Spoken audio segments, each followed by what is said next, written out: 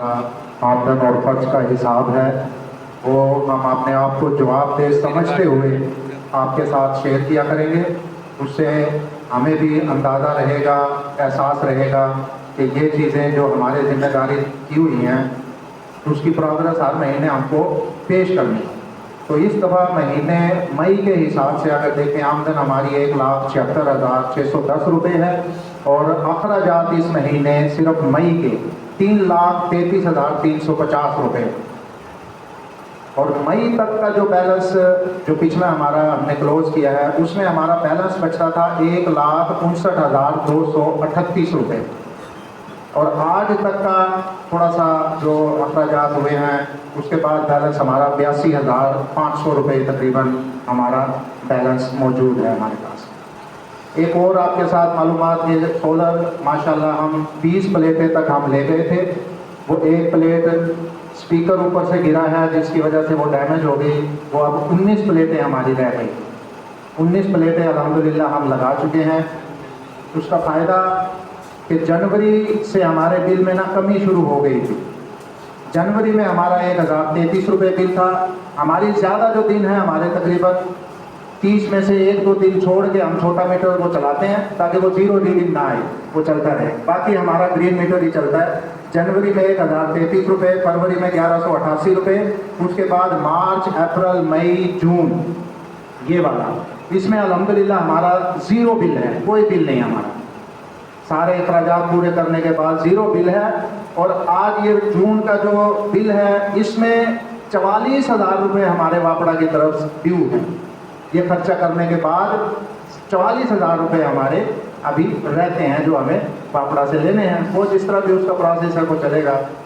और अब माशाल्लाह काफ़ी ज़रूरत थी, बहुत ज़्यादा कहा जा रहा था कि जी ठीक है आपका निज़ाम अच्छा चल रहा है, लेकिन ये बाहर का भी आप कोई करें। जुम्मे के दिन हमारी बहुत तंगी होती थी, फर्श बड़ा गर्म हो जाता था ऊपर से।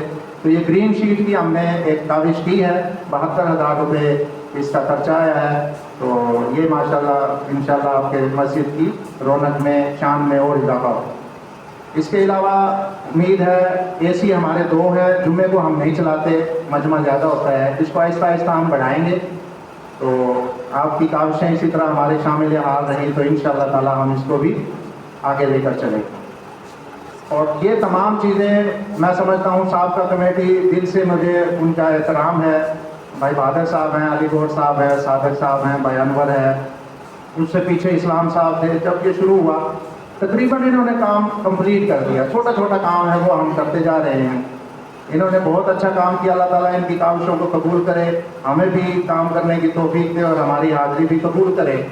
और सबसे जो ज़रूरी काम है, ये सहूलियात हैं, लेकिन सबसे ज़्यादा जो ज़रूरी काम है, इन गर्मी की छुट्टियों में हमने सूरा अल माइदा का कोर्स शुरू किया हुआ। हज़रत साहब मगरिब के बाद रोज़ाना दर्स होता है हमारा, आधा घंटा 35 मिनट, ये तकरीबन टाइमिंग हम रखते हैं।